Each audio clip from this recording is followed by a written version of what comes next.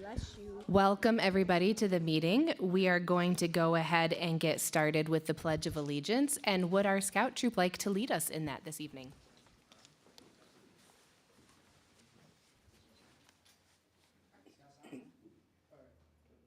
Allegiance to the flag of the United States of America and to the republic for which it stands, one nation, under God, indivisible, with liberty and justice for all. Thank you for your help with that. Okay, we will start with introductions, and we will start with Mrs. Von Koenig. Lori Von Koenig. Scott Allen. Griffin Ott. Rachel Wade. Greg Eating. Bill Scaletta. Kevin Bushu. All right, moving on to approval of the agenda.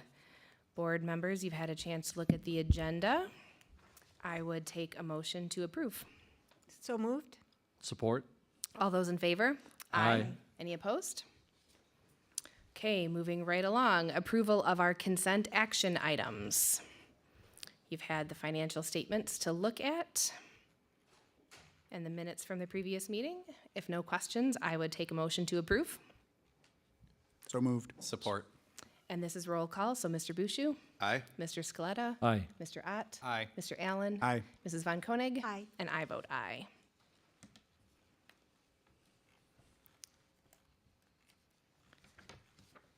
Moving on to what may be our most fun and entertaining part of the meeting. Good news about our schools. What do we have tonight, Mr. Eating?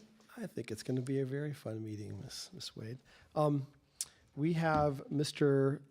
McIntyre from Hollywood over here, our new principal at Hollywood, is going to be talking about their Family Harvest Festival. Yeah, so among other things, I've kind of made a list because as I was thinking, I was like, there's a lot of good things going on. This is your chance. This is your so chance. I might as well brag a little bit about Hollywood. Well, as Mr. Eating said, we had our Harvest Festival on September 7th. It was my first experience with Lakeshore's kind of community event, and it was a very well-attended event, and we actually were able to raise over $20,000 for the school, which was an amazing accomplishment. They said it was the most that they've ever had. The turnout and the weather was fantastic. So it was a great event. I look forward to making it even bigger next year, and I hope that some of you can attend if you weren't there. It was kind of a crazy busy time. I was all over. So if you were there and I didn't see you, that's my fault, making the rounds and making sure everything goes smooth. Again, it's just been a great start to the year. I just want to say thank you to everyone that's been super welcoming from someone coming into Lakeshore. It has been just a great experience. We've also started our school-wide assemblies on Monday mornings. So if you're ever free, Monday from 8:45 to 9:15, we do a great kind of family time assembly where we talk about the 7 habits of happy kids. We talk about what's going on in the community and the schools, and then we highlight students that have done kind of pretty awesome things both inside and outside of school. So it's kind of a fun time to just acknowledge those. And then starting Monday, believe it or not, we will be fully staffed, which is amazing. All right, so we look forward to that. So, thank you. Thank you. Any questions for Principal McIntyre? Thank you. Thank you so much. Okay, moving on. Recommendations of the superintendent. Tonight we have our financial audit presentation. I think we have Matt. Yes. And Tracy, you can introduce it, Matt. Great. We have Matt Kelly from Plant Moran to present our financial audit for 6/30/2013. 23. 23, sorry. It's been a long day. Well, thank you for having me back again this year. It's always a pleasure to come talk to you and share great results with the board. We did meet with the Finance Committee the other week and really talked in detail over the financial statements and the single audit and the report to the board. But overall, I just want to give a quick summary. So, unqualified opinion, highest level of assurance that we can provide, meaning all your books and records were in great shape. We did test 2 programs this year, Child Nutrition and then Esser, which is the Education Stabilization Grant from the COVID funding. Again, everything was clean with that, unmodified clean opinions, no findings there. We spent about 2 weeks out here in August with Tracy and her team, and they did a great job going through all the requests. And we don't make it easy on her, but we try to be obviously fair, but we make sure we dig in all the details and look for any issues. And for tonight, we're just going to walk through the graphs, which really gives a high-level overview of our audit as well as the general fund, which is your main operating fund. So as you can see, we issued an unmodified or clean opinion on the financial statements. And the financial statements really are the responsibility of management. We're just responsible for issuing the opinion on those financial statements. And our audit was completed in accordance with generally accepted auditing standards within the United States. So taking a look at some of the required communication, and this will be found in the letter to the board in more detail, but it goes into the plan, scope, and time in the audit, which we had an initial letter dated in July. We talk about the significant accounting policies, which were in note 2 of the financial statements. There's no transactions that were recognized in a different period. And you did adopt a new standard this year, GASB 96, but it did not have a significant effect on the district. So no big changes there. Some significant estimates in your financial statements would be the MIPSers, pension, and OPEB liability, which we've been talking about for a number of years. And then your disclosures were neutral, consistent, and clear. For other matters, we had no difficulties during the audit, no disagreements with management. We did not have any misstatements that we found, and we did not have any deficiencies. So no significant deficiencies or material weaknesses in internal control. Oh, I'll go back. Yeah, and we had management sign a representation letter. There's no fraud or illegal acts that were found, and we were not aware of any consultations with other independent accountants or opinion shopping. So looking at the detail a little more, the first graph shows really the general fund assets and liabilities. So the majority of it is really due from other governments. So it's your state aid for July and August, the receivable, which makes up about 65%. Cash and investments make up about 31%, and then you have some other.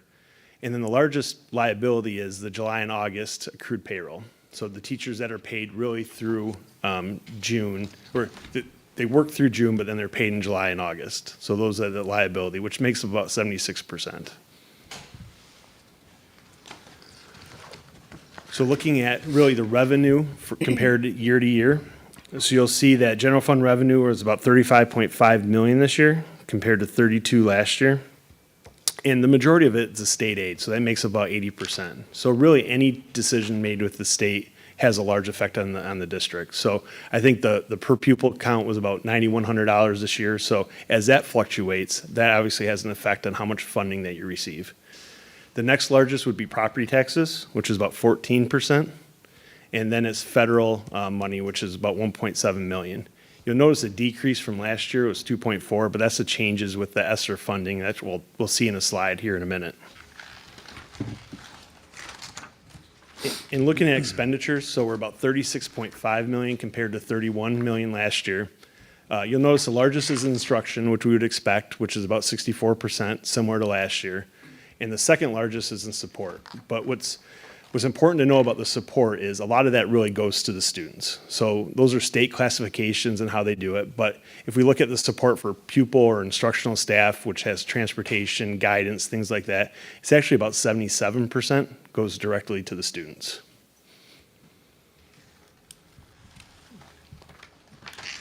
So as I mentioned about the COVID relief funding, here's really a graph of everything that you received over the last few years. So total expended to date is about 4.8 million. You're awarded 5.7. So there's two areas that we have not used, exhausted all the funding, which is in Esser 3, which is projected to be used. You have about 300,000 there. And then Esser 3, Section 11T. So you have a little more there, but there's a lot more limitations to that one. So it's a little bit harder to spend. So I know Tracy and her team have been digging in to see if there's other ways to use that funding. But that's kind of the summary. But you have obviously taken advantage of the different funding sources since COVID has started. Taking a look at the general fund kind of history here. So as you'll see, there was a projected spend down for the current year. So it was down about $1 million. And that was planned. You know, there's a lot of things that happened during the year, and especially over the last couple of years. And with the additional funding, the district knew that there was going to be some spend down during the current year, which was planned at the beginning. So based on the state aid membership of 2,685 students, the ending fund balance is about 5.1 million. And then taking a look at the last slide, really looking at it in a different way. So we kind of take a look at fund balance as a percentage of total expenditures. So if you look over the last couple of years, it's really followed the state average. So, you know, in 2020, it was about 14%. Then it went up, just like the state average did. And then it went down to about 14% this year. I would expect the state average to go down as well. We won't know that till about January, February, once all the numbers come in. But when you look at that percentage, if you go below the, 11, 12, somewhere right around there, you might have to borrow going into the new year. So if you look at kind of the cash reserves, you don't get your state aid funding for the new year until October. So when you start expenses in September, you have to wait till essentially the middle of October before you get that funding. So it's important to have that state aid, or important to have that fund balance to make sure we cover any expenditures during that period.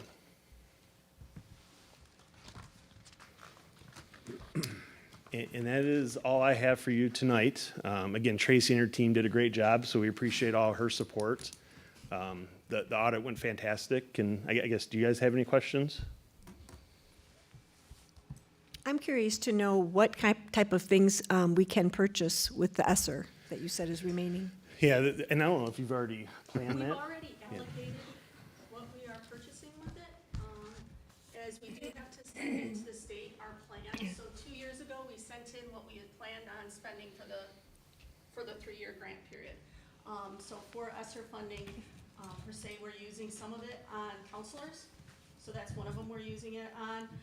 We're also using it, we used it on curriculum. There was a big portion of curriculum. There was some technology also used.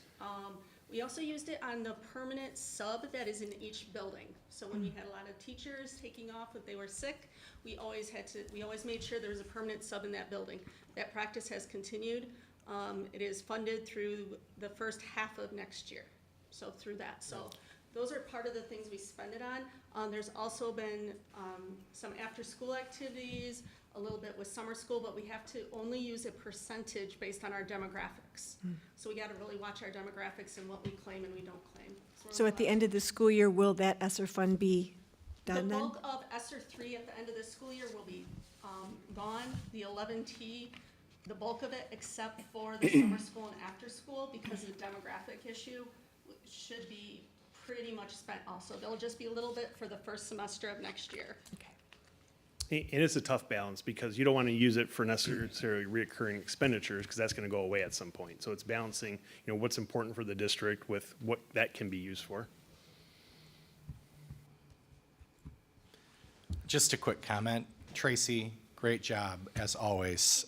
We know we can rely on you, and this was not a normal year with your transition from one accounting system to another, and I don't think many people know that those balls were up in the air, and kudos to you and your team for doing an awesome job, and thank you, Matt. Thank you. You guys have a good night. Thank you, you too. Okay, after that, I would take a motion to approve the audit. So moved. Support. And this is a roll call vote. So Mrs. Von Koenig, Aye. Mr. Allen, Aye. Mr. Ott, Aye. Mr. Scaletta, Aye. Mr. Bushu, Aye. and I vote aye. All right, Greg, your superintendent report. Superintendent report, and this is kind of a longer one. It was interesting because I went through the last month from our last board meeting to now, and I'm like, oh my gosh, a lot of stuff is going on. What this, first of all, means is that we're about at the end of our first marking period right about now, which today, of course, is one of our high school parent-teacher conference days, so you see a lot of parents in the building.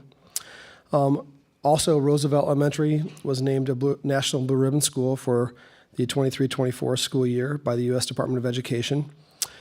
They are one of only 13 schools in the state to receive this award. The award recognizes schools for outstanding academic achievement or for making significant progress in closing the achievement gap. Roosevelt is the only school in all Southwest Michigan to receive this award for this school year, and that's pretty exciting for not only them, but for our whole district. They're going to be here, I think, in a month to go over that, but I think they wanted the news to kind of sink in first. So, the Lakeshore Excellence Foundation this past month also approved or committed $1 million in funds for 7 different projects within our district.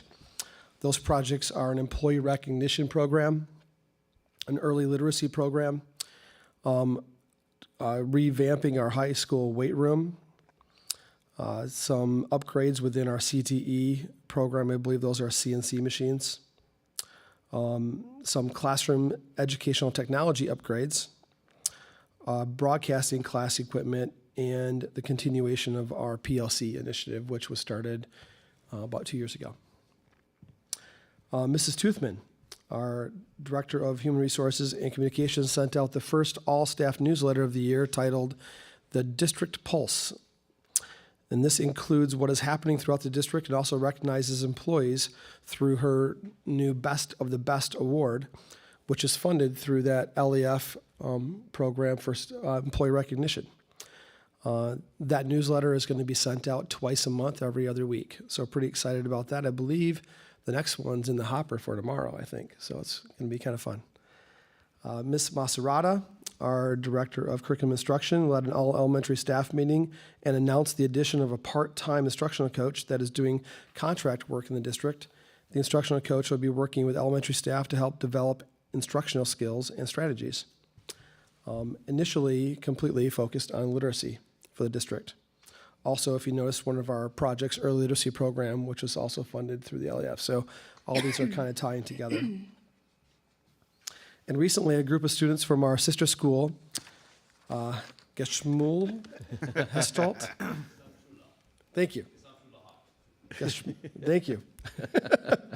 From Germany, traveled to the States and have been living and attending school with several of our high school students. Ms. Perkins has organized this exchange program for several years, including managing all the activities with the students, and she is assisted this year by Daniel Plichta. This is a great opportunity for our students and our German counterparts.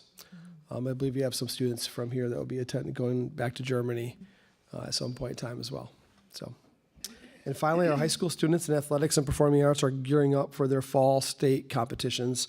Many teams are starting their district competitions soon, and our band will be getting ready for a run at a state title, I know.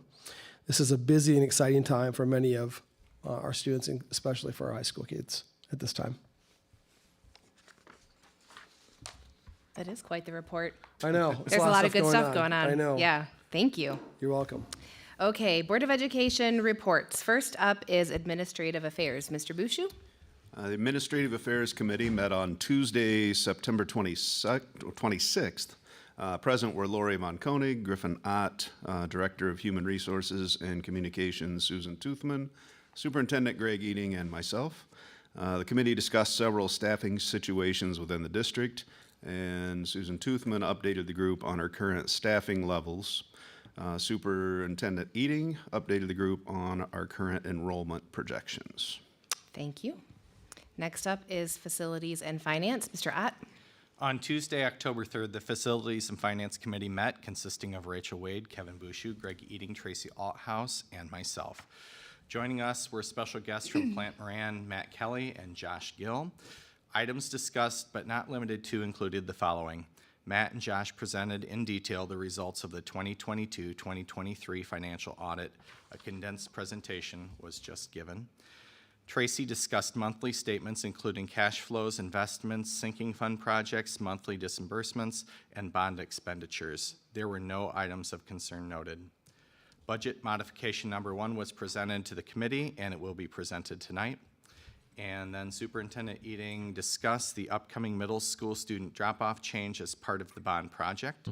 The new drop-off variation will allow for better traffic patterns while preserving parts of the land for future building purposes. We were excited about that. As is everybody. Thank you for that. Okay, now the fun one. Policy Committee. Mr. Allen, take us through it. I don't know if fun is the word I would use for this. I'm trying to put a positive spin on it. The Policy Committee met on Thursday, October 5th. Present were Bill Scaletta, Lori Von Koenig, Greg Eating, and myself. Committee discussed several board policies that have come up within the past month. One in particular that the committee will review in the next meeting that provides policy on the ability to have Narcan on school property, which is a safety drug that can be administered if a person overdoses. Policy 9160 and its related administrative guidelines 5500A are being brought before the full board tonight for a second reading and adoption. So I'm going to go ahead and read through that. The added wording to policy 9160 is as follows. Smoking and/or the use of tobacco products and/or tobacco substitute products is prohibited at any time within any enclosed facility owned or leased or contracted for by the board and in areas directly or indirectly under the control of the board immediately adjacent to locations of ingress or egress to such facilities. For purposes of this policy, use of tobacco means to chew or maintain any substance containing tobacco, including smokeless tobacco, in the mouth to derive the effects of tobacco, as well as all uses of tobacco or tobacco substitutes, including cigars, cigarettes, pipe tobacco, chewing tobacco, snuff, any other matter or substance that contain tobacco or nicotine, including synthetic nicotine, in addition to papers used to roll cigarettes and/or smoking of electronic vapor or other substitute forms of cigarettes, clove cigarettes, and any other smoking device for burning tobacco or any other substances. The additions to the administrative guideline 5500A are as follows. Violations of policy 5512, use of tobacco by students. Students who violate this policy shall be subject to disciplinary action in accordance with the Student Code of Conduct, Student Discipline Code, and in accordance with the policies of the board. The first violation shall result in confiscation of tobacco products and the following. Number one, a collaborative conversation between the student and a chemical dependency professional or designated staff member, such as a school nurse, school counselor, or mental health provider, to discuss commercial tobacco use and school policy, as well as what factors led to the violation of the policy, including possible triggers for usage. Offer information to the student about available evidence-based tobacco education programs. Examples include in-depth or healthy futures. 2, offer the student information about available free or low-cost cessation programs and resources, including programs offered through the Michigan Department of Health and Human Services, My Life, My Quit, or the Michigan Tobacco Quit Link, or other nationally recognized tobacco cessation programs. 3, a verbal agreement or next steps between the student and designated staff member. Part B is the second violation shall result in confiscation of tobacco products in the following. 1, a collaborative conversation between the student and a chemical dependency professional or designated staff member as outlined above. 2, student participation in an evidence-based tobacco education program. Examples include in-depth or healthy futures. Agreement between student and designated staff person on how completion of the tobacco education program will be confirmed or documented. 3, offer student information about available free or low-cost cessation programs and resources, including programs offered through the Michigan Department of Health and Human Services, My Life, My Quit, or Michigan Tobacco Quit Link, or other nationally recognized tobacco cessation programs. Part C. The third and any subsequent violation shall result in confiscation of tobacco products and the following. A supportive discipline meeting between the student, their parent, or caregiver, and at least 3 staff members in the following roles: administrator or member of student discipline staff, chemical dependency professional, or designated staff member such as school nurse, school counselor, or school-based health center staff member, and other student support staff members as identified by the student, to include the following topics: past violation of policy, progress of student in treatment of other interventions, specific challenges and barriers impeding policy adherence, commitment by student to avoid infraction and address tobacco usage through on and off-campus resources, support from staff members and parent caregivers to ensure success, development of a 60-day plan monitored by a designated staff member to include collective agreement of consequences that will follow if the plan is not completed. Student participation in an evidence-based tobacco education program. Examples include in-depth, the Healthy Futures, agreement between student and designated staff person on how completion of the tobacco education program will be confirmed or documented. And 3, offer student information about available free or low-cost cessation programs and resources, including programs offered through the Michigan Department of Health and Human Services, My Life, My Quit, or the Michigan Tobacco Quit Link, or other nationally recognized tobacco cessation programs. Good job. I believe Thank the you. scouts have to know that there's a quiz on this afterwards. So I hope you guys were listening carefully and taking notes. Good that it's somewhat So- repetitive. Yeah. Okay, board members, any questions? If not, I would accept a motion to approve these changes. So moved. Support. All those in favor? Aye. Any opposed? Excellent, thank you. Okay, moving on. The Berrien Cass School Board Association. Mr. Scaletta, tell us what's going on. The Berrien Cass School Board Association is planning an event on Thursday, November 2nd at 6 p.m. at Southwest Michigan College. It's inviting all public school board members and superintendents within the 2 counties to attend. This will be an opportunity for us to meet colleagues, listen to guest speakers, and enjoy food and prizes. An RSVP is requested, and invitation should have been received, and I'll make sure you guys get an invitation. And the RSVPs are supposed to be coordinated through either Greg or myself. So if everyone could look at your calendars and let me know by Wednesday if you're able to attend or not, just a yes or no is fine, and Greg and I will handle RSVPing to the group. Perfect. Any questions on that? I'm excited for the opportunity. I think it's a good opportunity for us to network and meet with board members from other districts and just kind of build that sense of camaraderie.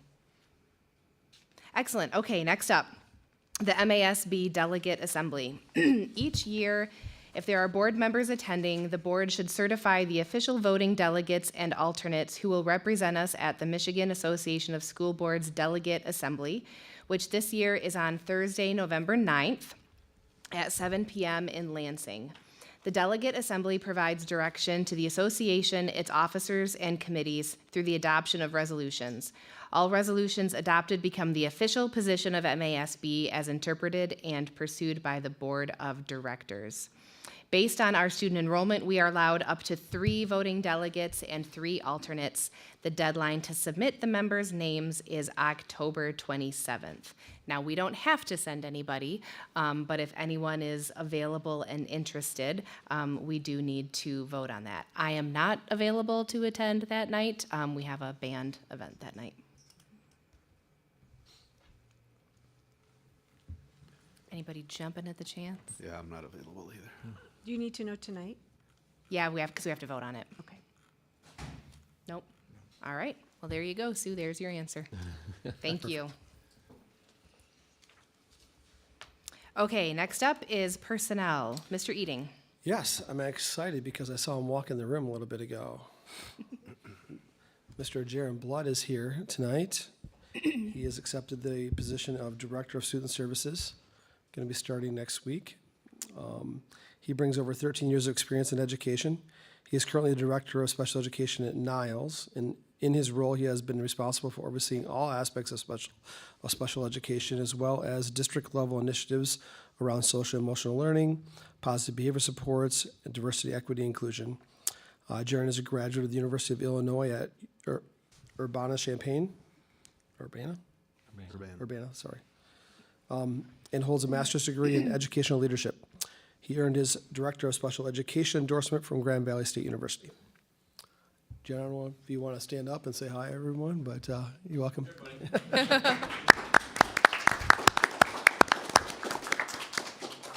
Perfect. All right, board members, I would accept a motion to approve.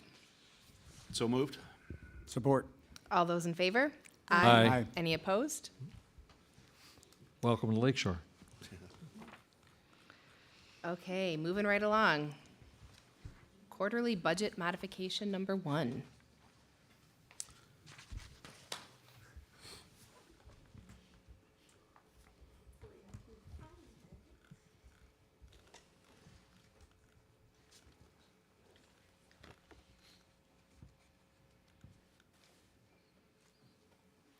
We're just going to look at this slide.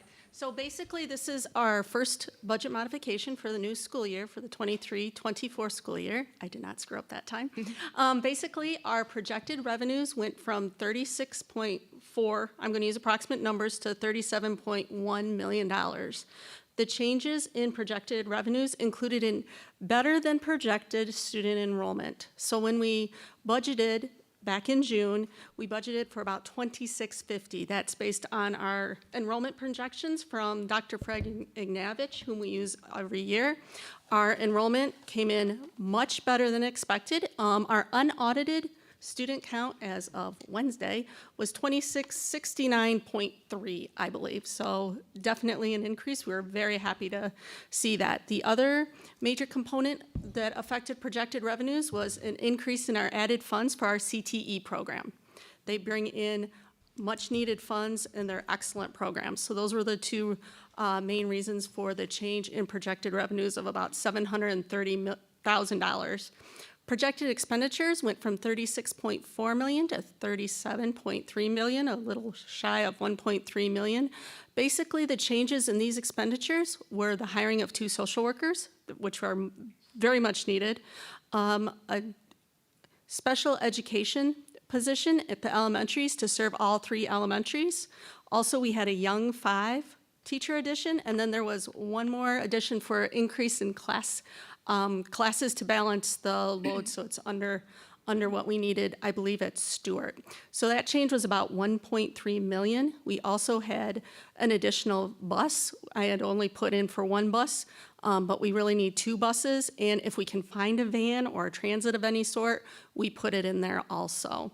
We also had some CTE equipment that came in that crossed years that affected my net projected expenditures. That change is using fund balance of about now a little over 200,000, which will bring our fund balance percentage slightly down from 13.7 to 13%. Again, this is a very conservative estimate going into the new year. We still have to see exactly what is going to happen to us in terms of all the categoricals. We found out this weekend that one of the grants that last year we just got, this year we have to apply for and be approved for what we say we're going to do. So there's some little rules and nuances that could bring about a little bit more changes when I come back to you in January, hopefully to the positive. But I do want to throw it out there. There's some differences and some more hoops we have to go through for our 31AA grant that's coming in this upcoming school year. And that is all I have this year for budget modification number 1. Any questions for Tracy? All right, thank you. Then I would accept a motion to approve budget modification number 1. So moved. Support. And this is a roll call vote. So Mrs. Von Koenig, Aye. Mr. Allen, Aye. Mr. Ott, Aye. Mr. Scaletta, Aye. Mr. Bushu, Aye. and I vote aye.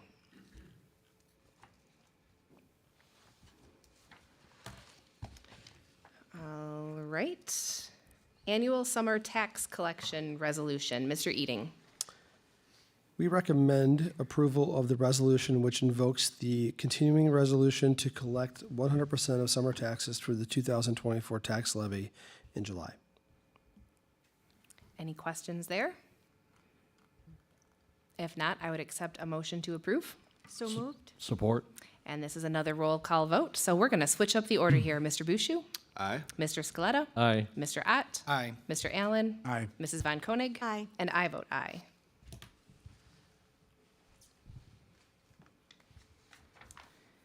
Okay, more recommendations of the superintendent. Approval of overnight trips.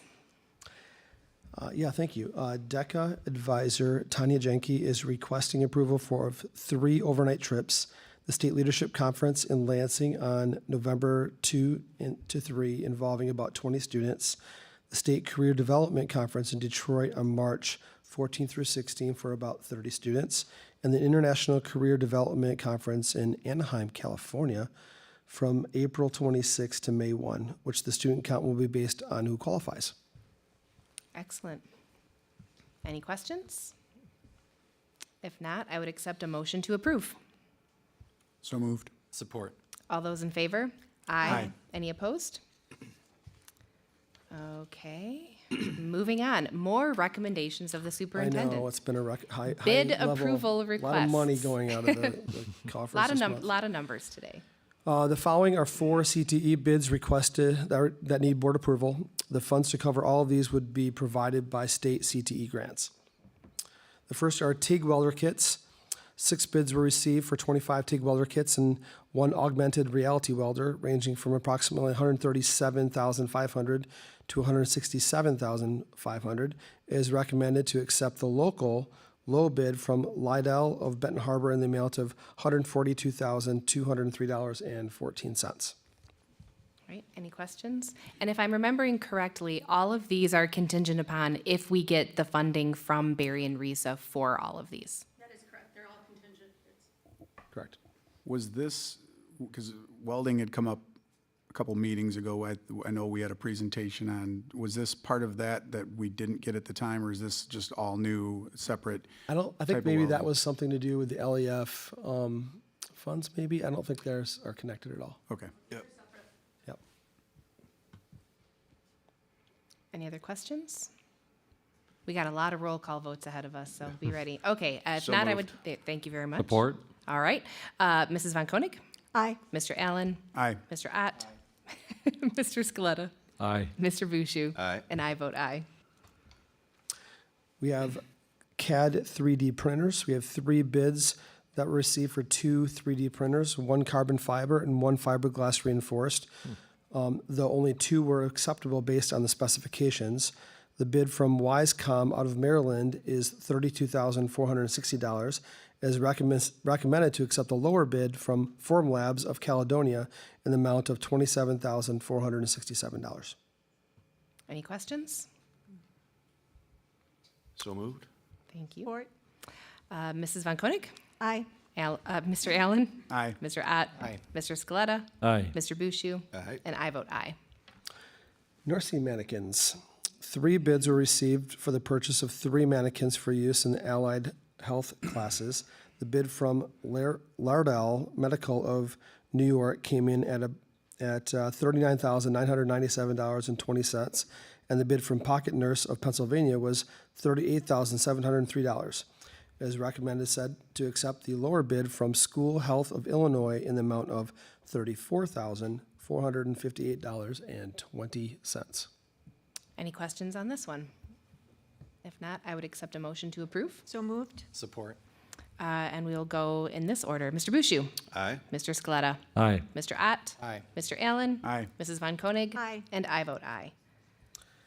And last but not Last least, one. we have coordinate measuring system. We recommend accepting the 1 bid that was received for a handheld coordinate measuring system from Kiyosin of Illinois for $43,238.01. Any questions here? What is What's it that measure? for? Yeah. What's it measure? I believe those are to learn measuring skills that we do in our CAD programs so that they can be precise measuring when they're doing building machines and building tooling. So it's part of the CTE program? Definitely, this is all part of the CTE program. Okay. Yep. All right, I would accept a motion to approve. So moved? Support. Mr. Bushu, Aye. Mr. Scaletta, Aye. Mr. Ott, Aye. Mr. Allen, Aye. Mrs. Von Koenig, Aye. and I vote aye.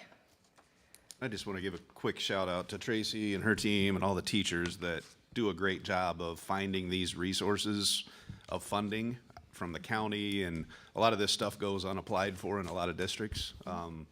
But we tend to get our fair share because Tracy and the teachers stay on top of looking for these opportunities. So this is an amazing amount of equipment, if we get approved for it, that would have otherwise had to come out of the general fund that is being funded by other sources. So thanks for the extra work. Yeah, and I'll all add of to you do that for by just saying Mike Schmidt, who receives a stipend to be our CTE director, also does a phenomenal job on that as well. We're lucky to have him, and I know he's pursuing his ed leadership degree too, so I think he kind of wants to move up the ranks, and I think this is kind of a great testament to that as well. Excellent. Okay, next up on the agenda is public comment, and I believe we have 2 folks We signed do. up for public We comment. have, the first one is, I believe, Dr. Dan Applegate, who I think is in the back. From Niles Public Schools, Niles Community Schools. Thank you very much. Jaren's a phenomenal hire. Really, congratulations.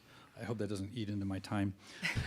So really, honestly, congratulations on a lot of your recent success in both academics and athletics. Wonderful things with the CTE. I think it's awesome. Ran into some of your kids down the hallway, phenomenal kids, and I'm sure you're proud of their accomplishments.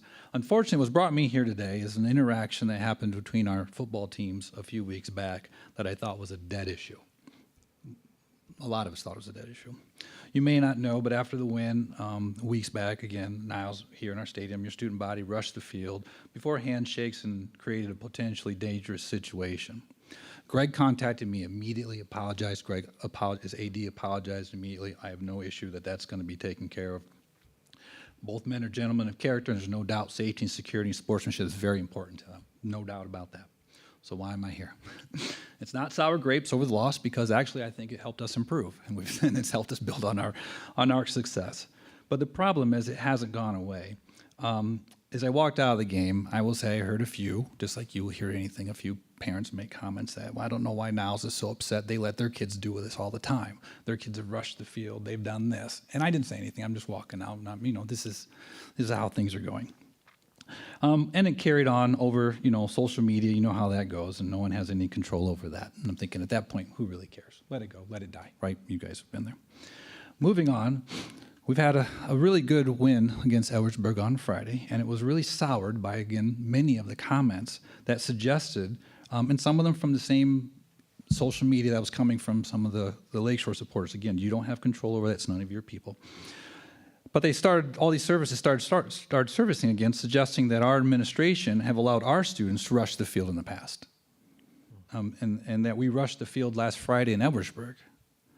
I don't even know. That did not happen. I've got pictures to show it happened. So there's confusion on this story that seems to be about Lakeshore and Niles students. In some capacity, that seems to be going on, but the consistent story is that we allow it in Niles. Again, you have no control over what your adults say online. You have no control over what adults do, sometimes out there. But we do have control over what we do here in our schools. We do.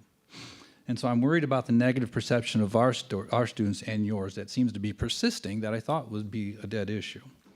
So I'm here just to publicly announce, sorry to take up your time, that our students did not rush the field last Friday, nor, I'm sure yours, nor, if you've had any other incidents, nor did we last year when we won our districts in basketball, which we don't win a lot of districts, so we were very surprised by that, very excited about that. So I just know that our administrators from current and in the past know that our students are not allowed to rush the field. And our students have never done it. They've taken the direction of our administrators, have not done that.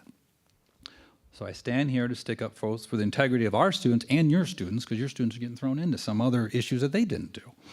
And again, as I said, any interaction that I've had with your kids have been phenomenal. Sportsmanship, phenomenal. So I mentioned, I really do appreciate Greg and your AD reaching out immediately, and I have full faith that there's a solution involved. I do. And I believe Greg and I can come to a workable solution for the other resolution that's having an impact on the negative perception of students. I truly believe that, and that will not be an issue of what happened. So again, I'm here to make you aware, but also I want to say that we don't allow it. We haven't allowed it. We've never allowed it. We won't allow it. We'll do the same thing that you guys are doing, because I think our students deserve that, and we have great students, as I mentioned, you do too. So I do want to thank you for giving me the opportunity to publicly praise sportsmanship and the accomplishments of your wonderful students, and to defend the integrity of Niles, our district, and our students. So I wish you continued success. Again, you have great students. Go Lancers and go Vikes. Thank you. Thank you, Dr. Applegate. And the second one is Mr. Brad Brunner from Scout Troop 603. Oh, I was going to say that, but I didn't want to get it wrong if I was wrong. I got to tell you, it is nice to be back in front of the board. It's been some time, but thank you for allowing us to come before you today. My name is Brad Brunner. I'm an assistant scoutmaster for Troop 603. And the reason why we are here is to complete a merit badge. And this is, the merit badge is called Citizenship in the Community. And the merit badge is required in order to attain the Eagle Scout rank, which is the highest rank in scouting. So I think we've got about 21 scouts that are here today that are all on the path to Eagle. And so I wanted to come up and make sure to thank you, because you will be a part on their path to attaining that rank. And that is a privilege that oftentimes people in your position don't always get. And that's why we're here, so that the scouts can see a meeting. That's part of the requirement for the merit badge, is to see what it looks like, to see civic participation at its finest at the local level. and at the same time be able to ask you questions about what you do and how you arrive at decisions and so on, which we'll do once the meeting comes to a close. And so thank you for being a part of that. And honestly, it's an honor to be a part of that. I always talk about scouting as, when you reach that eagle point, it's a proof of character, in my opinion. And there aren't many things that can show that. People can say it, but this is a proof there of it. And so these scouts are on marching towards earning that. And so thank you for being a part of that. I want to introduce our Scoutmaster, Greg Trezeis, for Troop 603, and then our Scout student leader, Nathan Marquardt, who's our newly elected senior patrol leader, and it's a Scout-run organization. They take it, they move the Scouts forward. We're really in a supporting role. So leadership is a big piece of what they do. So I was thinking about the board members and what I know about you, and I think, Greg, there's always a spot for you to come and be a part of the troop in some capacity to talk about leadership. I think about Rachel. One of the components of the merit badge we're working on is they have to volunteer 8 hours with a charitable organization. So I think about your work that you do and maybe how that can fall into this as well. Griff, we don't know each other well, but maybe personal management and finance, that's all part of the rank advancement here. Scott, I've gotten to know that you enjoy cycling. There is a cycling merit badge, so perhaps there's a place for you in scouting. There is a music merit badge. There is a photography merit badge, and there is a golf merit badge too as well. So there's always a place to continue the relationship between the troop and with the school board, because the majority of our students are residents of the district, go to the school, or are in the surrounding area, and so you do serve them in many capacities as students and just as community members as well. So thank you for allowing us the opportunity to be a part of the board meeting and responding to our questions. It is greatly appreciated, so thank you. Well, thank you all for being here this evening. And the church that I'm a part of is the location where your scout troop meets. And I recognize several of your faces from having volunteered at the food booth that our church has at Berrien County Youth Fair every year. You're nodding, you're like, yep, I remember. Yep, you too, I remember you guys. So thank you. So yes, they have been serving the community in really important ways, and we're very grateful for their support, and we are happy to stick around and answer your questions after the meeting. And on a side note, you do have a sitting Eagle Scout on the board. Right. I couldn't fit into my uniform still. So. Otherwise, I would have worn it tonight. But maybe the neck caking. I don't know. There's a merit badge for longevity in civic duty. Yeah. Uh-huh. On the board now for 14, I think. I think 14. and that's amazing. And the past 5 years have probably felt like an additional 14 as well. At least, yeah. Thank you enough for the work that you do and all of you do here and at the committee meetings and whatnot. Goes much further beyond what we're seeing just here in this 1 hour meeting. All right, we are about to adjourn our meeting, and then you guys can come bombard us with your really great questions. Yeah, that takes us to our adjournment. So, board members, I would accept a motion to adjourn. So moved. Support? All those in favor? Aye. Any opposed? All right, thank you very much. Yeah.